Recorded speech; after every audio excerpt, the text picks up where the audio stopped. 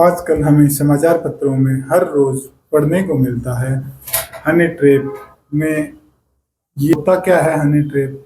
आज हम बताएंगे हनी ट्रैप के खतरों, उनके इतिहास और प्रमुख मामलों के बारे में। यह कहानी आपको इतना प्रभावित करेगी कि आप कहानी अपने दोस्तों को शेयर जरूर करना चाहेंगे। राम राम, मैं हूं आपका साथी विक्रम बिश्नोई। तो कैसे हैं आप सब? मैं उम्मीद करता हूं कि आप सब ठीक होंगे। चलिए चलते हैं, आज का मुद्दा हनी ट्रैप पर बात करते हैं। क्या होता है हनी ट्रैप?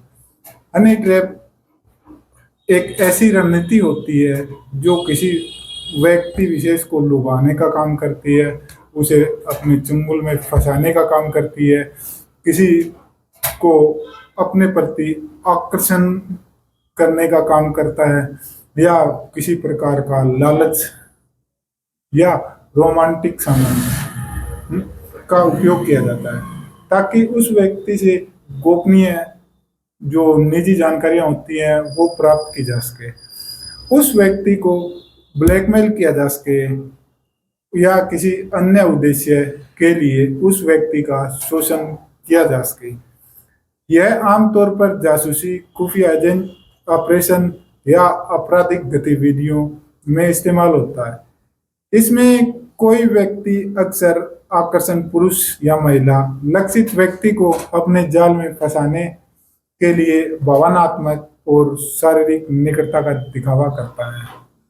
हनी ट्रैप कोई नई रणनीति नहीं है, लेकिन डिजिटल युग में इसे नया रूप ले लिया है। सोशल मीडिया और मैसेजिंग ऐप ने इसे और आसान बना दिया है। हाल ही के वर्षों में भारत में हनी ट्रैप के मामले बड़े बढ़े हैं, खासकर रक्षा और सरकारी क्षेत्रों में। दिल्ली पुलिस की क्राइम ब्रांच के अनुसार सन 2020 से लेकर 2024 तक हनी ट्रैप से जुड़े 150 से अधिक मामले दर्ज किए गए हैं, जिनमें 60% सोशल मीडिया के माध्यम से शुरू हुए हैं। उदाहरण के लिए 2025 में ज्योति मल्होत्रा नाम की एक यूट्यूबर को गिरफ्तार किया गया था, जिसने कथित तौर पर पाकिस्तानी खुफिया एजेंसियों के लिए हनी ट्रैप का इस्तेमाल कर वायुसेना की जानकारी जुटाने की कोशिश की थी।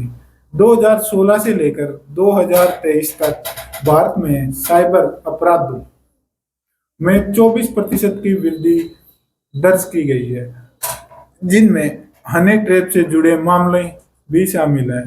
राष्ट्रीय अपराध रिकॉर्ड ब्यूरो एनसीआरबी इसमें से 30% मामले रक्षा मंत्रियों, रक्षा कर्मियों और सरकारी अधिकारियों और कारपोरेट कर्मचारियों को निशाना बनाते हैं। यह आंकड़े हमें बताते हैं कि हनी ट्रैप केवल व्यक्तिगत धोखाधड़ी नहीं, बल्कि राष्ट्रीय सुरक्षा के लिए भी खतरा है। समाचार पत्र पत्रिकाएं इस खतरे को उजागर करने के लिए अपनी महत्वपूर्ण भूमिका उठाते हैं। हनी ट्रैप की रणनीति आज की नहीं, सदियों पुरानी है, और उसका इतिहास भी माना जा रहा है कि प्राचीन काल से जाना जाता है। हालांकि उसका आधुनिक रूप और नामकरण बाद में विकसित हुआ है। मनोवैज्ञानिक और रणनीति प्रलोभन का उपयोग विभिन्न सभ्यताओं में देखा जा सकता है। तो हम हनी ट्रैप के ऐतिहासिक विकास को संक्षेप में और सदी के आधार पर समझते हैं या पता करते हैं। हनी ट्रैप का सबसे पुराना उदाहरण प्राचीन सभ्यताओं में मिलता है, जहां पर प्रलोभन और आकर्षण का उपयोग राजनीतिक या सैन्य लाभ के लिए किया जाता था। चलो आपको कुछ उदाहरण बताता हूँ। बाइबल और प्राचीन ग्रंथ के अनुसार बाइबल में दलीला और सैमसन की कहानी बहुत प्रमुख है। 1100 ईसा पूर्व की कहानी है। हनी ट्रैप का प्रारंभिक उदाहरण भी माना जा सकता है। दलीला ने सैमसन को अपने प्रेम जाल में फंसाया था और फिर धीरे धीरे उसकी जो ताकत थी उसका रहस्य उजागर किया था। प्राचीन भारत में चाणक्य के अर्थशास्त्री लगभग चौथी सदी ईसा पूर्व में 20 कन्याओं का उल्लेख होता है।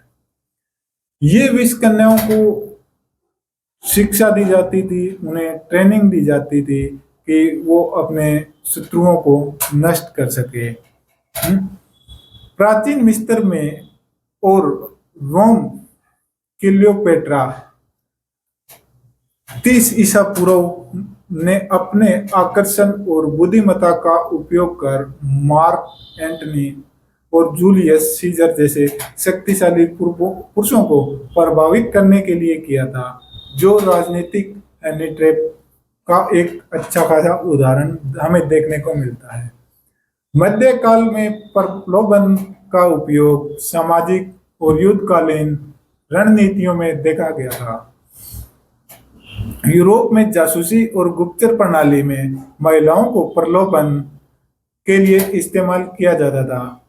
मध्ययुगीन यूरोप में की रानियां और दरबारी महिलाएं अक्सर अपने आकर्षण का उपयोग राजनीतिक संबंधों को प्रभावित करने के लिए करती थी। हालांकि इसे स्पष्ट रूप से हनी ट्रैप नहीं कहा जा सकता, लेकिन इसका उद्देश्य बाकी उद्देश्यों के समान ही है।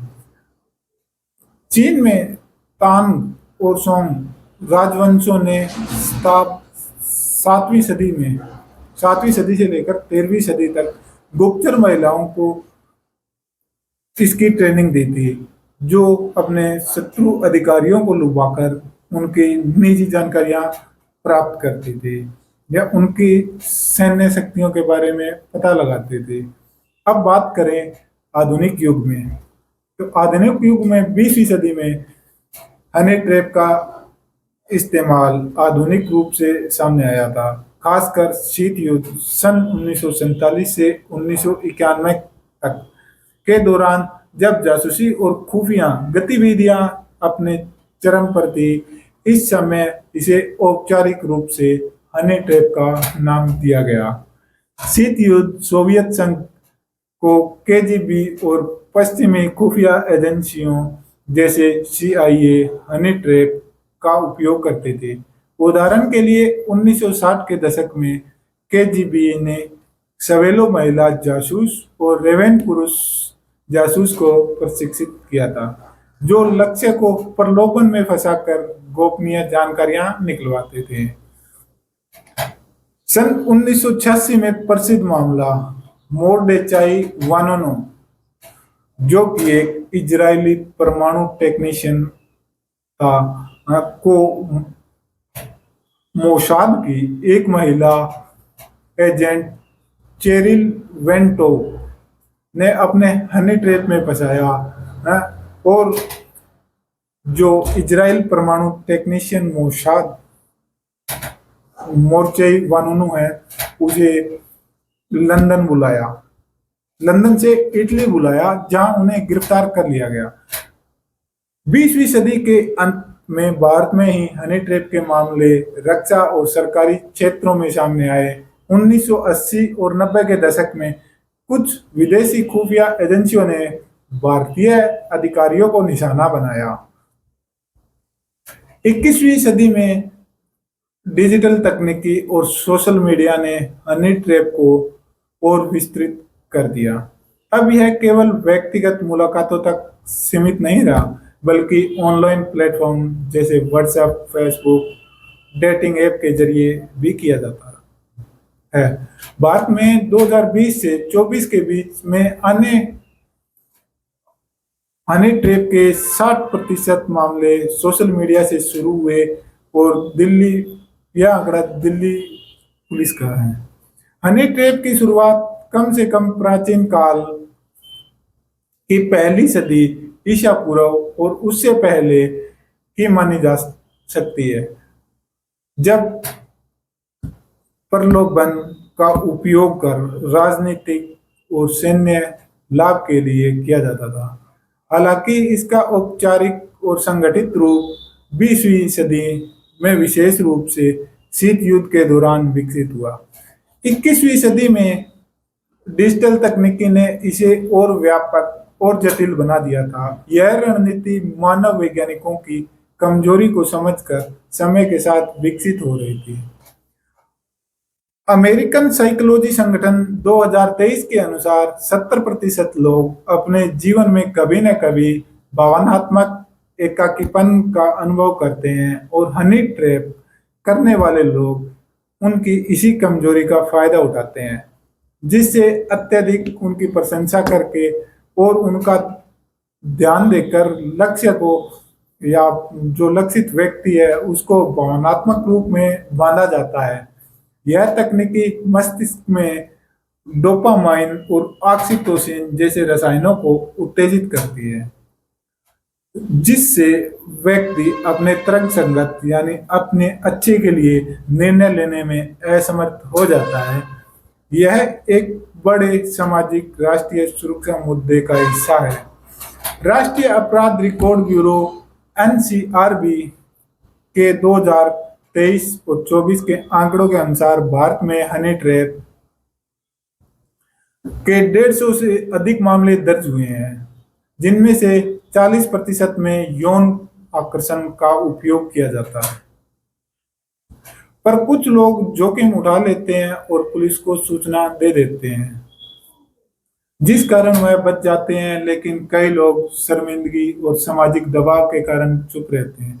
जर्नल ऑफ बिहेवियर साइकोलॉजी 2023 के एक अध्ययन के अनुसार 75% हनी ट्रैप पीड़ित वह और सामाजिक लांछन के कारण ब्लैकमेलर की मांगे मान लेते हैं।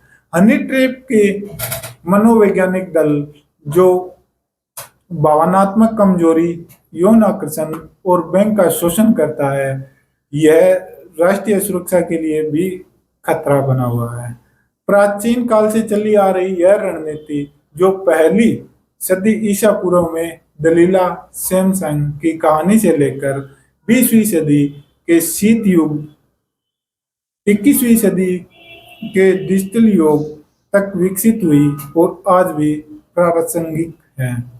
अगर आप चाहते हैं कि हम चाणक्य की विषकन्या, क्लियोपेट्रा की रणनीति और शीत युद्ध के जासूसी किस्सों को विस्तार से कवर करें तो हमें कमेंट में जरूर बताएं। मैं हूं विक्रम बिश्नोई, फिर मिलूंगा कल शाम 8 बजे एक नई कहानी के साथ, सिर्फ अब तक इंडिया यूट्यूब चैनल पर। धन्यवाद। सतर्क रहें, सुरक्षित रहें। जय हिंद, जय भारत।